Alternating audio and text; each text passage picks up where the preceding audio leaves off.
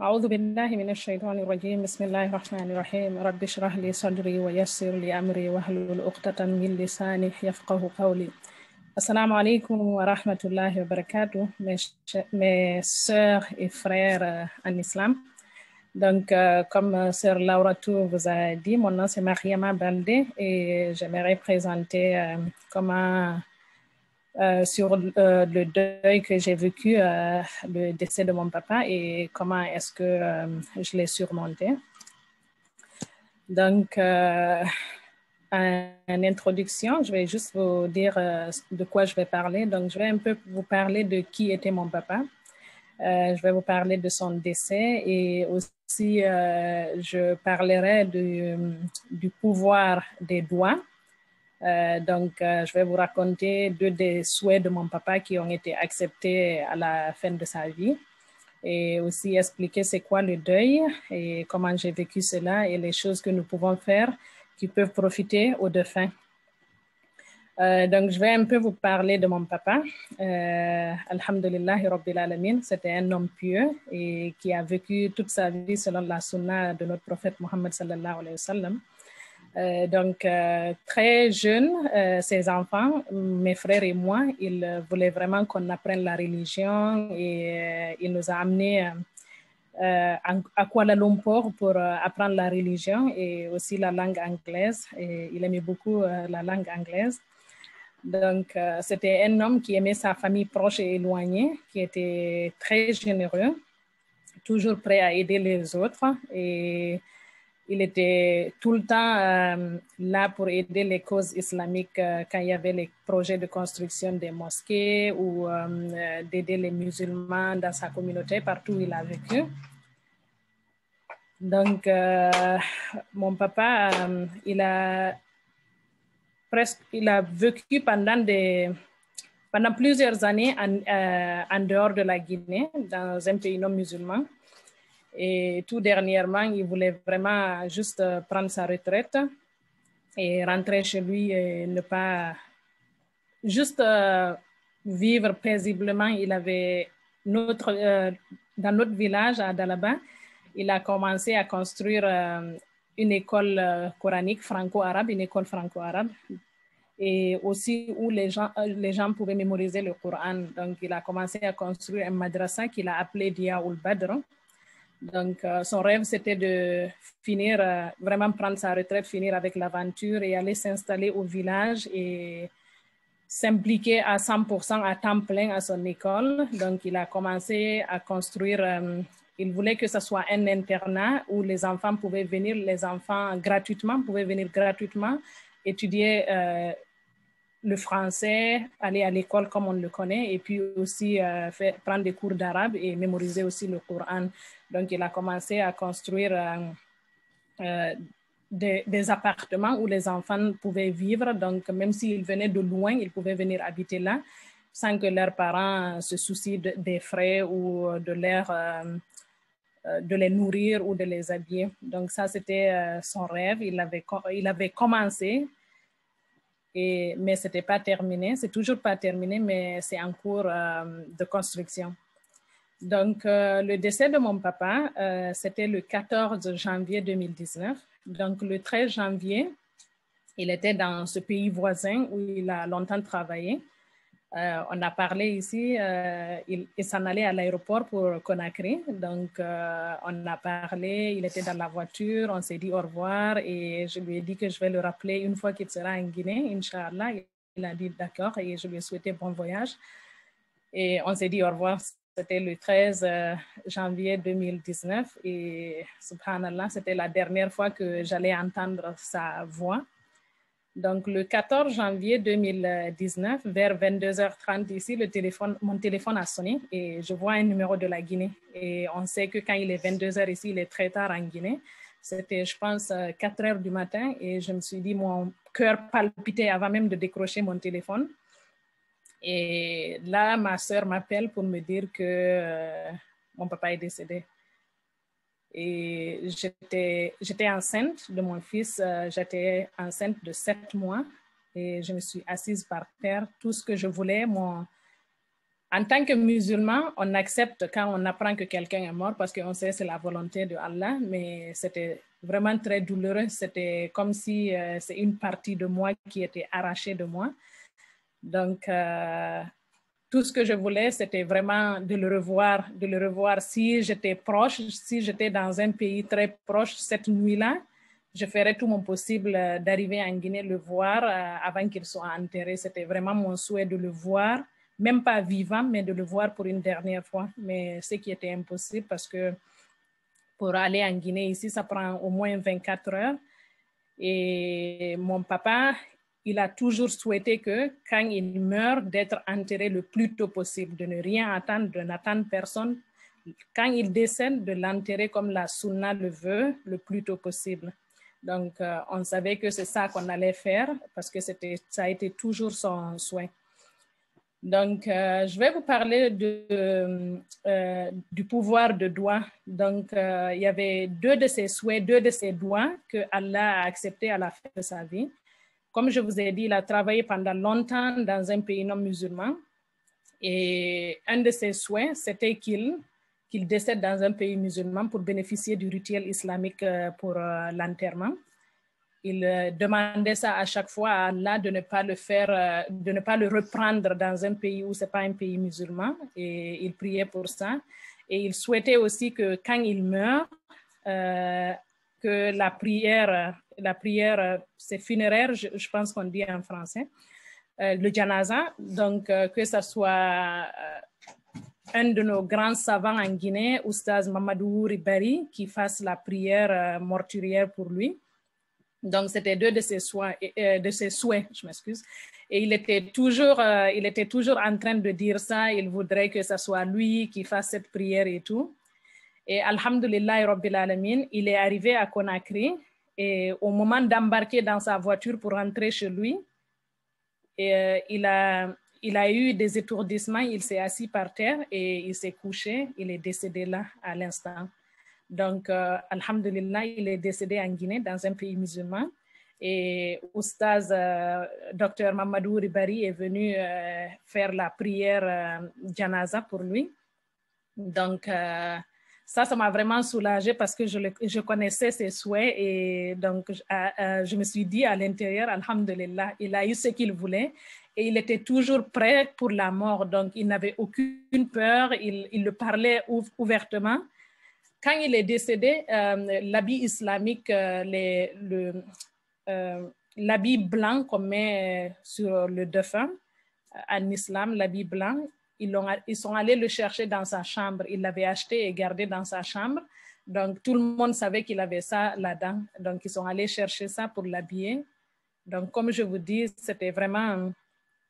Il était prêt pour la mort et il demandait toujours à Allah de le reprendre quand le temps est bon pour lui de partir. Donc, ça, c'est pour vous expliquer que le doigt, c'est l'arme du croyant, c'est notre arme. Si dans l'islam, on sait que nos actions sont jugées par nos intentions, la niyat, il y a un hadith qui nous dit les actions sont jugées par niya, intention, de sorte que chaque homme aura ce qu'il voulait. Donc, si tu as une bonne intention et que tu demandes à Allah de t'accomplir ça, ça va y arriver, Inch'Allah. Donc, ça, c'est un rappel aussi de ne pas négliger les prières et les doigts. Et je vais aussi vous raconter une petite histoire qui s'est passée 3 jours avant le décès de mon papa. Donc, au pays où il était avant de venir à Conakry, 3 jours avant son décès, il y avait un monsieur qui était gravement malade là-bas et le monsieur a essayé de se traiter dans ce pays sans succès. Il n'avait pas eu de remède. Alors, il a décidé de rentrer en Guinée et il arrive à l'aéroport de ce pays-là. Avant d'embarquer pour la Guinée, il décède. Donc, Allah lui a repris dans ce pays-là, ne l'a pas permis de rentrer chez lui. Et c'était le 11 janvier 2019. Non, c'était le 10 janvier 2019. Donc, le 11, c'était Juma. Le lendemain du décès du monsieur, c'était Juma. Après, ils ont prié sur lui après la prière de Juma et ils sont allés pour l'enterrer. Et mon papa était là à appeler mes frères, mes cousins, tout le monde, tous les gens avec qui il travaillait d'aller assister à l'enterrement de ce dernier. Il leur disait d'aller chercher des hasanat, ça c'est avoir des bonnes actions envers Allah. Parce que quand tu assistes au funéraire de ton frère ou de ta sœur, tu as des hasanat. Donc c'était vraiment le type d'homme qu'il était. Il aimait avoir des bonnes actions pour lui, mais non pas juste pour lui, pour les autres aussi. Alors, je vais juste définir le deuil en général. Donc, le deuil est une expérience intime et unique pour chacun de nous.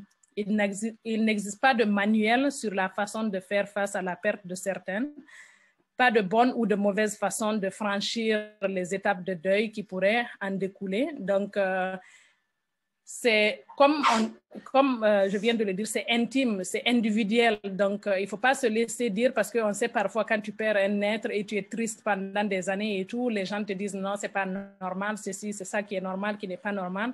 Mais c'est vraiment, c'est pas ça. Il n'y a pas de définition pour comment le gérer parce qu'on est tous différents, on est tous des êtres uniques. Donc, c'est à toi. Il y a, selon la psychologie, des modèles sur les étapes du deuil et tout, mais chaque personne est différente. Donc, moi, je pense que tant que tu vis ton deuil et que tu ne fais pas des choses qui sont haram, qui ne sont pas permis en islam, vis-le comme tu le sens. Donc, comment j'ai vécu le deuil de mon papa? Donc, la perte temporaire, parce qu'un jour, je prie Allah que je le rejoigne au Jannatul Firdaus. Donc, c'est vraiment, en tant que musulman, comme je dis, quand tu perds quelqu'un, tu sais que ça fait partie de la vie. Tu sais que Allah les avait juste permis de vivre jusqu'à ce jour-là. Donc, quand j'ai appris son décès, je savais que c'était le meilleur moment et aussi qu'il demandait à Allah de le reprendre au meilleur moment. Donc, je savais que c'est le meilleur moment pour lui. Donc, ce qui m'a aidé, c'est vraiment la foi en Allah. Et aussi, on sait que Allah subhanahu wa ta'ala a dit « Kullu nafsin dha'iqatul maut » toute âme goûtera à la mort. Donc, Surah 3, ayah 185. Donc, on sait qu'on est ici dans cette vie temporairement. Un jour, on va tous partir. C'est soit tu pars en premier ou en dernier, mais on va tous mourir un jour. Donc, le soutien de mon mari et de mes amis, je me souviens ce jour-là, comme je vous dis, c'était vers 22h30, j'avais juste fini de parler à une de mes meilleures amies ici. On a raccroché et j'ai eu cet appel, je la rappelle, je dis, mon papa est décédé. Elle me dit, quoi? Je dis, oui, il est décédé. Elle laisse ses enfants avec sa sœur et tout, et puis elle conduit ici pour rester avec moi toute la nuit et le lendemain, elle a annulé son travail. Donc ça m'a aidé à vivre cette nuit-là, mes émotions et tout. Et les gens sont venus, nos connaissances, nos amis, le lendemain, ils se sont occupés de moi, elles sont venues cuisiner. Je n'avais rien à faire, je vivais juste mon deuil et elles s'occupaient de mes enfants et tout. Donc ça aide vraiment. Avoir les gens autour de toi, de ne pas être seul, ça aide vraiment, vraiment, vraiment. Donc, et le fait que aussi, toutes les personnes qui me connaissaient, qui connaissaient mon papa, parlaient du bien de lui. Donc, quand j'entendais, la personne savait que je suis la fille de tel, ou je rencontre quelqu'un qui me demande tu viens d'où, c'est qui tes parents, et je parle de lui, tout le monde parlait des choses bien de lui. Donc, je me suis dit, j'ai pas à être triste et tout, c'était un homme bien. Et je suis contente que c'est lui qui a été choisi pour moi d'être mon papa. Donc, après la mort, selon le prophète Mohammed sallallahu alayhi wa sallam, il dit que quand une personne meurt, toutes ses actions prennent fin, sauf 3 choses. Donc, une aumône courante, un savoir utile ou un enfant pieux qui prie pour lui. Donc, je vais juste expliquer ça un peu. Donc, l'aumône courante, c'est comme faire des sadaqatul jariya. Donc, au moment de ta vie, quand tu construis des mosquées, des puits, des forages et autres, les gens vont bénéficier de ça même après ta mort. Un savoir utile ou des connaissances bénéfiques, ce sont des actions que si par exemple, tu as enseigné le Coran à quelqu'un ou tu as enseigné la religion, les hadiths et tout à la personne, à chaque fois que la personne utilise ce savoir, toi, tu as des hasanats après ta mort. Et l'enfant pieux, si tu laisses un enfant qui connaît la religion, qui fait des doigts pour toi, et des doigts, c'est à n'importe quel moment. C'est gratuit, tu n'as pas à payer, tu n'as rien à faire, tu fais juste prier pour ton parent. pendant les prières nafil, quand tu peux faire des doigts pour tes parents ou ton être cher dans ton sajda. Donc, vraiment, il y a beaucoup de choses qu'on peut faire pour eux. Et il y a aussi des choses, donc je vais finir par vous présenter les choses que nous pouvons faire qui peuvent profiter aux défunts. Donc, si on a la possibilité de faire le Hajj ou la Umrah à leur nom, ils vont recevoir les Hasanat. Aussi, exécuter leur engagement ou leurs vœux pendant leur vivant. S'ils avaient des projets ou des engagements, si on les exécute, ils auront des Hasanat. On peut aussi partager un animal sacrificiel. Donc, on peut égorger un mouton ou une vache ou un animal pour Allah et que la personne ait les bienfaits de ce sadaqa. Aussi, garder les liens qu'il fréquentait. Donc, si ton papa avait des amis ou ta maman ou ton être cher avait des amis proches ou des gens qu'il fréquentait, de continuer à fréquenter ces gens-là. Donc, s'acquitter de leurs dettes est très important. Donc, dès que tu apprends leur décès, s'ils avaient des dettes, si tu peux les rembourser, c'est vraiment idéal. Ils vont recevoir les bienfaits après la mort. On peut aussi rembourser leur jeûne obligatoire. Si, par exemple, la personne était un peu malade pendant le Ramadan passé et puis n'ont pas jeûné quelques jours et tu le sais, tu peux aussi rembourser à leur nom. Donc, pour conclure ma présentation, je vais juste vous donner quelques points clés. Donc, le Coran nous dit également que la vie terrestre est une préparation à la vie éternelle, ce qui est la mort. Après la vie, on meurt. Donc, ce que je vous conseille, et à moi-même aussi, c'est de multiplier nos bonnes actions, ayons un bon comportement envers les autres. N'oublions pas nos défunts dans toutes les actions mentionnées dans la présentation. Il y a beaucoup de choses qu'on peut faire pour eux, de ne pas les oublier. Et je demande à Allah subhanahu wa ta'ala de pardonner à tous nos défunts et de nous pardonner aussi avant de reprendre nos âmes. Assalamu alaikum wa rahmatullahi wa barakatuh.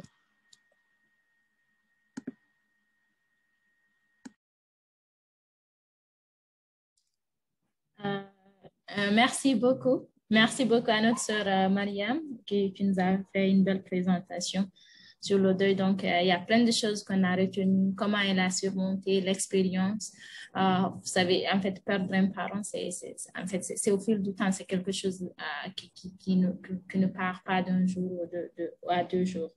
Donc, ça nous a donné vraiment, ça nous a inspiré, ça nous a donné aussi des points clés, peut-être qu'on peut en utiliser et puis on peut en garder. Et donc, sans plus autant tarder, je veux passer la parole à notre deuxième présentatrice, qui est la sœur Khadija Diallo. Elle aussi, elle va nous parler, en fait, comment elle a surmonté le décès, des enfants et puis l'expérience et puis les points clés aussi qu'elle peut partager avec vous aussi pour qu'on en bénéficie. Donc, je veux la passer la parole et elle va essayer de commencer sa présentation.